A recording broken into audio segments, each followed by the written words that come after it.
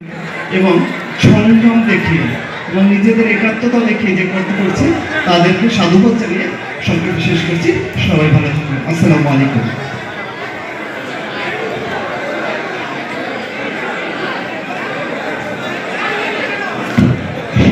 এখন বক্তব্য রাখবেন আমরা যার জন্য অপেক্ষা করছি তার কথা শোনার জন্য।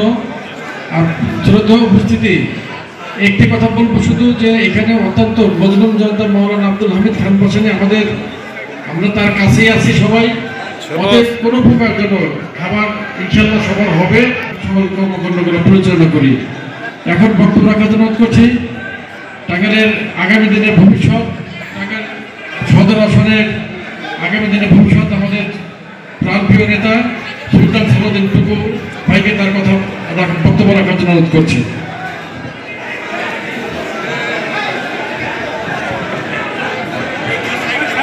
বিসমিল্লাহির রহমানির রহিম। আজকে ইফতার এবং দোয়া মাহফিলের শ্রদ্ধাভাজন সভাপতি, উপস্থিত সঞ্চালক মাহমুদুল হক শানু সহ উপস্থিত বিএনপির নেতৃবৃন্দ, যুব দলের নেতৃবৃন্দ, যারা এই ইফতার মাহফিল এবং দোয়া মাহফিল উপস্থিত হয়েছেন, মুরব্বীগণ, যুবক ভাইয়েরা, ছাত্র ভাইয়েরা, সবাইকে আমি আমার ব্যক্তিগত পক্ষ থেকে বাংলাদেশ জাতীয়তাবাদী দল কেন্দ্রীয় নির্বাহী কমিটির পক্ষ থেকে জানাই সর্বোপরি মা মাটি মানুষের নেত্রী, আমাদের প্রিয় নেত্রী দেশনেত্রী বেগম খালেদা জিয়া ও বিএনপির ভারপ্রাপ্ত চেয়ারম্যান দেশনায়ক তারেক রহমানের পক্ষ থেকে সালাম এবং শুভেচ্ছা। আসসালামু আলাইকুম রহমতুল্লাহ। সবাইকে পবিত্র রমজানের মোবারকবাদ জানাচ্ছি। রমজানুল মোবারক। প্রিয় উপস্থিতি ভাই যারা এখানে উপস্থিত হয়েছেন, আমাদের কিন্তু পর্যাপ্ত ইফতারের ব্যবস্থা রয়েছে।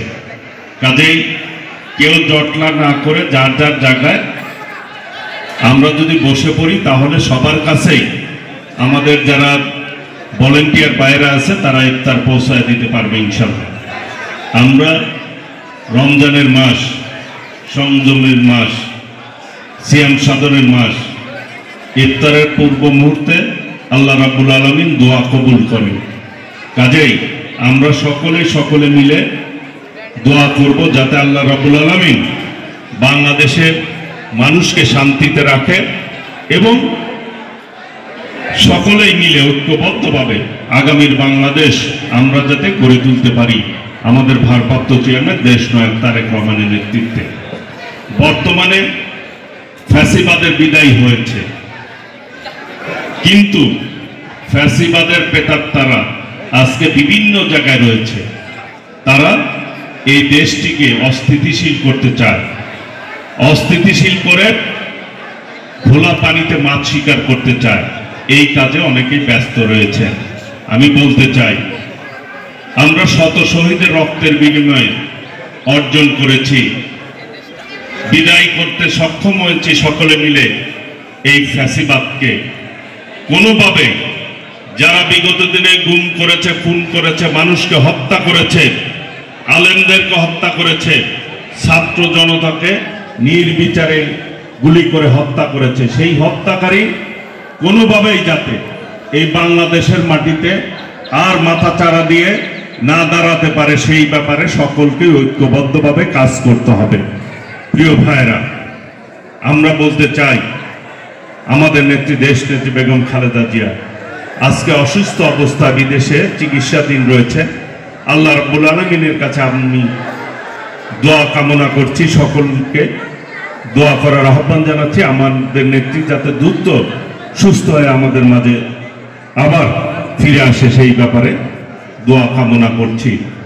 পাশাপাশি বলতে চাই আজকে নির্বাচন বিলম্বিত করার জন্য বিভিন্নভাবে পায়তারা করা হচ্ছে। আজকে বিভিন্ন ঘটনা ঘটছে। বর্তমান অন্তর্বর্তীকালীন সরকার দেশটিকে কিন্তু ঠিকভাবে সামাল দিতে পারছে না, ব্যর্থতার পরিচয় দিচ্ছে।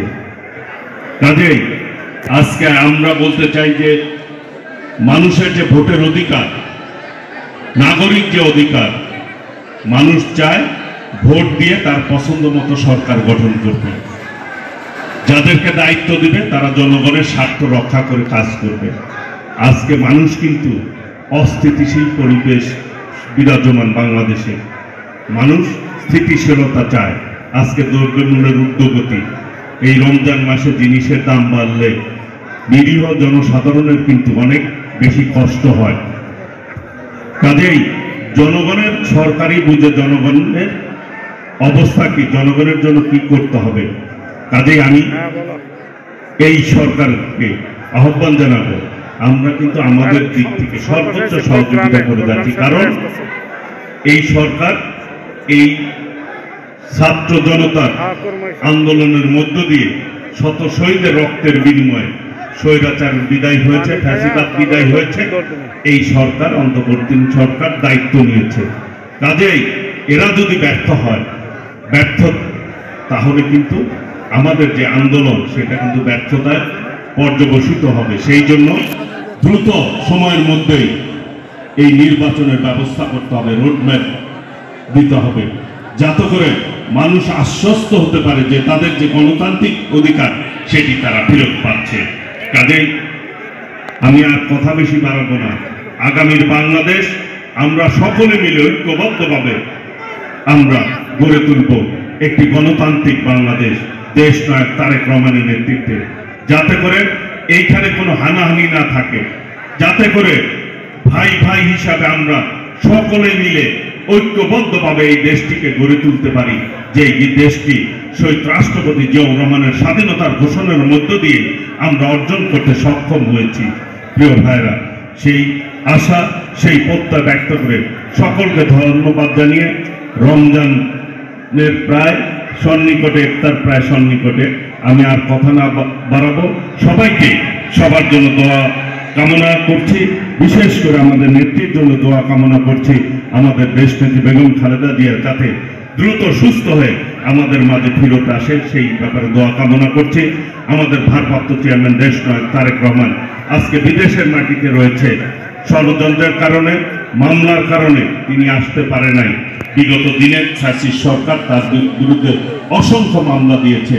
আল্লাহ রাব্বুল আলামিন যাতে তাকে দ্রুত দেশে এসে দেশের মানুষের নেতৃত্ব দেওয়ার তৌফিক দান করেন, সেই জন্য দোয়া কামনা করছি।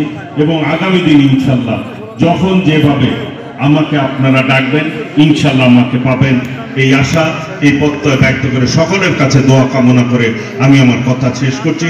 খোদা হাফেজ, বাংলাদেশ জিন্দাবাদ। শহীদ রাষ্ট্রপতি জিয়াউর রহমান অমর হোক, দেশনেত্রী বেগম খালেদা জিয়া দীর্ঘজীবী হোক, বিএনপির ভারপ্রাপ্ত চেয়ারম্যান দেশ নায়ক তারেক রহমান জিন্দাবাদ। সকলকে ধন্যবাদ। আসসালামু আলাইকুম রহমতুল্লাহ।